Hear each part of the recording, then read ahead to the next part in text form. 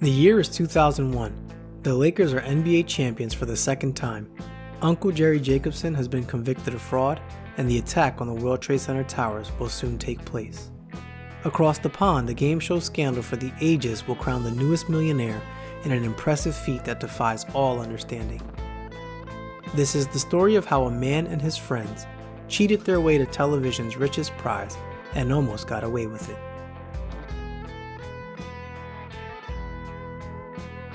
Who Wants to Be a Millionaire originally aired on British television in 1998. The game gave 10 contestants an opportunity to compete for $1 million if they could successfully answer 15 random questions. The degree of difficulty increased with each subsequent question, as the monetary reward also increased. If someone could answer all 15 questions correctly, they would join an elite group of TV geniuses and go home $1 million richer. There have only been 7 winners in British game show history, one of which is marred in controversy. Charles Ingram did indeed win the game, but did so with help and was caught in the process. Major Charles Ingram, better known as the Coughing Major, became a household name in the early 2000s when he won the jackpot prize on Who Wants to Be a Millionaire as only the third person to do so at that time. The Major, his wife Diane, and fellow contestant Tequan Whittock would devise a master plan to ensure a correct answer for each question presented. Their plan was simple. After a question was presented, Charles would repeat the 4 possible answers out loud and would wait for his accomplices to confirm the answer. When read out loud, Diane or Tequan would cough to confirm the choice, giving Charles confidence in the correct answer. The Major struggled early and often, relying on his teammates to support with the correct answers. It wasn't long before Charles's uncertainty would raise suspicions with the game show officials. He would make some humorous comment about each answer, how it couldn't be that because he didn't know it, or it wasn't that, or he was certain it wasn't that. But he was doing that to all of them. And then finally plumping for an answer that he disregarded sort of 3 efforts ago or 3 mentions before. And so it was very odd. It wasn't the way anybody has ever played the game or before or since in any of the territories in the experience I've had. Charles seemed unsure of every question asked and would recite the options repeatedly. The game show officials were sure that Charles was receiving cues from someone in the audience, but they couldn't determine who or what those cues were. Question after question, I was locked onto his face, but I couldn't detect anything that he didn't seem to be systematically looking at the crowd. With cheating suspicions surmounting, the game show officials decided to pause the game and resume the following day so they could review footage of what was taking place.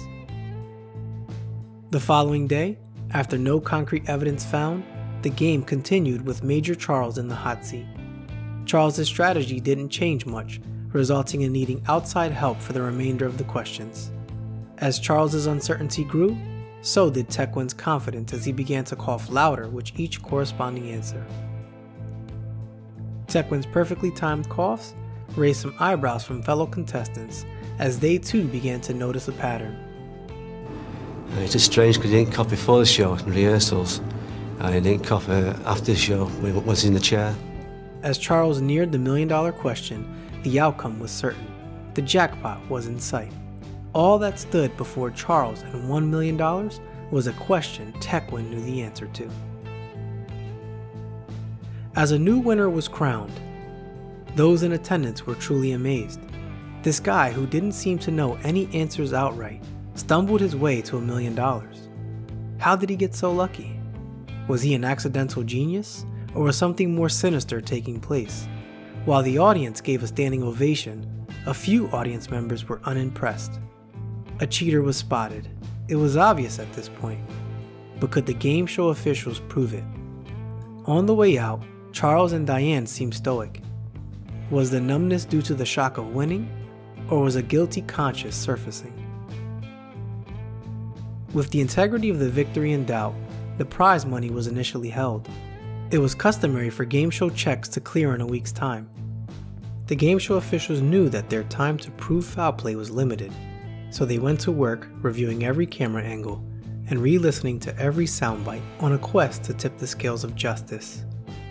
Within the week, the game show producers reached out to Charles to detail their findings. Paul Smith has to ring Charles Ingram to tell him he's not getting his million. I have to tell you that we have suspicions from viewing the recording of last Monday's programme and subsequently studying the tapes carefully that there were irregularities during the taping of the show in which you participated. Oh, good Lord, no. Because of that, I have to tell you that these suspicions have been referred to the police. On April 7th, 2003, all three were found guilty of conspiring to commit fraud. Charles's win was struck from the record, only remaining as an asterisk in the record books. If this is your first time tuning in, drop a like and consider subscribing. Be sure to check out my other videos in the channel. Thanks for watching. See you on the next one.